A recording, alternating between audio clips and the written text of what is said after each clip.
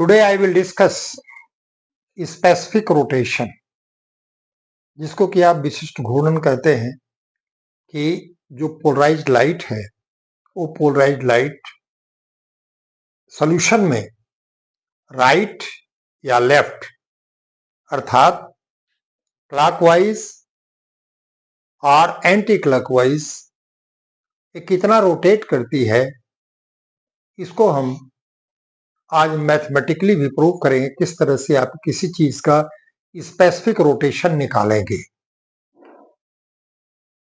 तो हमने definition English में लिखा है, this video is for UP board, CBSE board, BSc, MSc and for NEET purpose also. किस तरह से स्टीरियो आइसोमेरिज्म में जितने भी फंडामेंटल टर्म्स हैं, जब तक आप इन फंडामेंटल टर्म्स के बारे में नहीं जानेंगे, एक सामान्य सा है, आप बहुत करेंगे रट लेंगे और उस रटने से कुछ नहीं होगा। एक एग्जाम्पल रटेंगे, दो एग्जाम्पल रटेंगे, और जब तक आपको बेसिक नॉलेज नहीं होगा, you cannot solve, you cannot explain stereo isomerism. आज वीडियो में, पिछले वीडियो में मैंने बताया था, आज लास्ट हम दे रहे हैं आपको स्पेसिफिक रोटेशन। डेफिनेशन मैंने लिख दिया है, मैं पढ़ दे रहा हूं, आप मिला लीजिएगा। In order to compare the rotatory power of different substances on a standard basis, a quantity called specific rotation, माने वो पदार्थ जो स्टैंडर्ड आधार पर कितना वो क्लॉकवाइज या कितना वो एंटी क्लॉकवाइज पोलराइज्ड लाइट को, मोनोक्रोमेटिक लाइट को वो कितना रोटेट करती है, that is also known as specific rotation, या उसे आप विशिष्ट घूर्णन भी कह सकते हैं, कहते हैं हिंदी में। तो इस तरह से आप, ये डेफिनेशन बहुत छोटी डेफिनेशन है, इसको आप नोट कर लें। In order to compare the rotatory power of different substances on a standard basis, a quantity of rotation that is called specific rotation. Mathematically, I am introducing specific rotation is equal to alpha T D is equal to alpha upon C into L. ये हमारा formula है। अब इस formula में आप ये देखिए कि what is alpha, what is T, what is D, what is C and what is L। तो इसमें लिखा मैंने where alpha is observed rotation, कितना रोटेशन आप ऑब्जर्व कर रहे हैं, alpha is observed rotation। C concentration of solution in ग्राम पर ml, मतलब सॉल्यूशन का हमारा कंसंट्रेशन क्या हो, क्योंकि कंसंट्रेशन अगर डिफर करेगा तो रोटेशन की वैल्यू डिफर करेगी। L the length of polarimeter tube in decimetre, आप जानते हैं कि 1 decimetre is equal to 10 centimetre, 1 decimetre is equal to 10 centimetre. And T temperature degree centigrade में हमने लिया है। आप ये जानते हैं कि जब डिग्री सेंटीग्रेड को केल्विन में बदलना होता है तो उसे 275 का जो है आप एडिशन या उसका एलिमिनेशन कर देते हैं। D wavelength of monochromatic light, D represents wavelength of monochromatic light used, किस प्रकार की लाइट को आप यूज कर रहे हैं, क्योंकि आप जानते हैं कि हर लाइट की वेवलेंथ जो है ये डिफर करती है, और वेवलेंथ को आप लैम्डा से डिनोट करते हैं, वेवलेंथ से लैम्डा को, क्योंकि यहां पर ये है, ठीक है। Usually D line of sodium spectrum having wavelength 589.6 nm is used as the source of monochromatic light.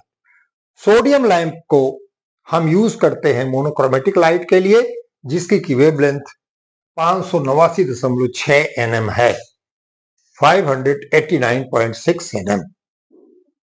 Sodium lamp को ही हम अपने एक्सपेरिमेंट में यूज करते हैं मोनोक्रोमेटिक लाइट के लिए। अब स्पेसिफिक रोटेशन की क्या प्रॉपर्टी, कैसे कैसे ये किस पर डिपेंड करता है। The specific rotation is as much a property of substance. अब प्रॉपर्टी क्या है? Physical property. फिजिकल प्रॉपर्टी में मेल्टिंग पॉइंट है, बॉइलिंग पॉइंट है, रिफ्रैक्टिव इंडेक्स है, डेंसिटी है। ये इस पर ये डिपेंड करता है कि उस सब्सटेंस का क्या है। ठीक है, तो स्पेसिफिक रोटेशन, जैसे मैंने एग्जांपल लिया कि एक एग्जांपल मैंने लिया कि हम ले रहे हैं किसी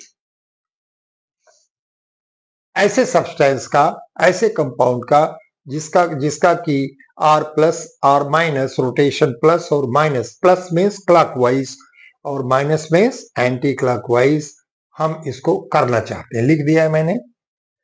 for example specific rotation of R minus R plus, example लिखा है 2 मेथिल ब्यूटेन 1 ऑल। इसी का स्पेसिफिक रोटेशन हमको निकालना है। तो हम क्या करते हैं, अब यहां पर टेम्परेचर हमने दिया है 25 डिग्री सेंटीग्रेड, तो alpha 25 point D is equal to 5.756 degree, इतना इसका आता है। अब आप जानते ही हैं कि सोडियम लैंप का जो डी है, ठीक है, 589.6 nm है, और जब इसको हम डिवाइड कर देते हैं तो हमारा इतना जो है रोटेशन आता है। हमने कंक्लूजन भी लिख दिया कि 25 degree centigrade is the temperature, D is the wavelength of light, lambda कितना है 589.6 nm फॉर सोडियम लैंप, और हर जगह यूज होगा। ठीक है, द सैंपल कंटेनिंग 1.0 ग्राम पर लीटर पर ml of the enantiomer in 1 dm 1 decimeter produced in rotation of 5.6756 degree in clockwise direction. इस तरह से आप किसी भी सब्सटेंस का कैलकुलेट कर सकते हैं जब तक ये आपको मालूम हो।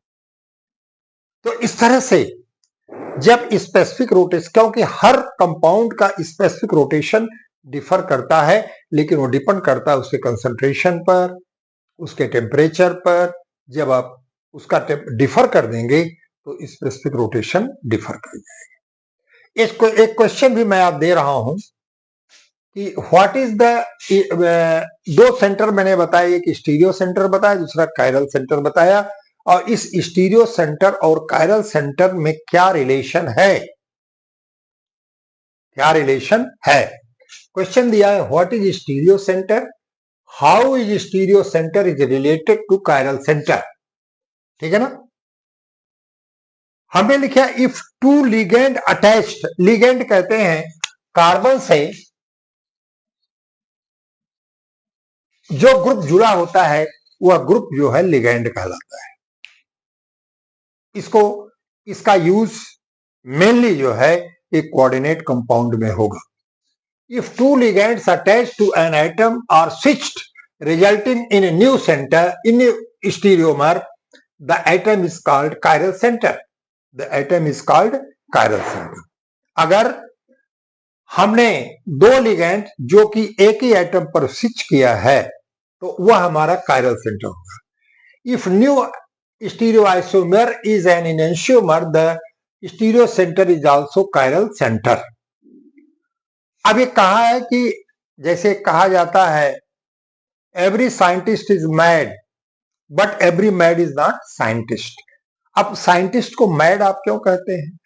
क्योंकि साइंटिस्ट केवल एक काम करता है, उसका जो व्यू है वो केवल अपने एक्सपेरिमेंट पर रहता है, तो इसलिए सामान्य लोग कहते हैं रे तो पागल है। भाई पागल नहीं है, वो पागल नहीं है। एडिसन ने बल्ब का कई 100 बार यूज किया, एक्सपेरिमेंट किया, लेकिन नहीं बना पाए, अंत में उन्होंने बनाया। तो एक चीज आप हमेशा जान लीजिए कि असफल व्यक्ति ही हर सफलता को जानता है, क्योंकि उसे मालूम है कि कहां कहां मैं असफल हुआ हूं, तो वही बात यहां भी है। Not all stereo centres are chiral centre but all chiral centres are stereo centre. तो हर कायरल सेंटर स्टीरियो सेंटर हो सकता है, लेकिन हर स्टीरियो सेंटर जो है ये कायरल सेंटर नहीं होगा। हमने एग्जांपल दिया the W bonded carbon atom. W bonded जैसे हमने आपका फ्यूमेरिक एसिड ले लिया, माने जिस कंपाउंड में डबल बॉन्ड हो, जिस कंपाउंड में डबल बॉन्ड हो, तो दो प्रकार का आइसोमर शो करता है, एक सिस आइसोमर, दूसरा trans isomer. The doubly bonded carbon atom in a cis trans isomer are called stereo centre not chiral centre. माने डबल जिस कंपाउंड में डबल बॉन्ड हो वो स्टीरियो सेंटर हो सकता है, लेकिन कायरल सेंटर नहीं होगा। Carbon of an enantiomer can be called both chiral centre and stereo centre. इस तरह से आज मैथमेटिकली हमने ये प्रूव किया कि किस तरह से किसी का निकालेंगे। आप हो सकता है समझाने पर नजर, लेकिन ये जो कंटेंट दिया हुआ है, अगर ये कंटेंट आप याद कर लेंगे तो निश्चित रूप से आपको सफलता मिलेगी। तो इसी के साथ जो टर्म्स थे वो सारे term, fundamental terms stereo isomerism पे मैंने डिस्कस कर दिया है। आज होली के दिन ये बना रहा हूं। आप सबको होली की बहुत बहुत शुभकामनाएं। बहुत बहुत धन्यवाद।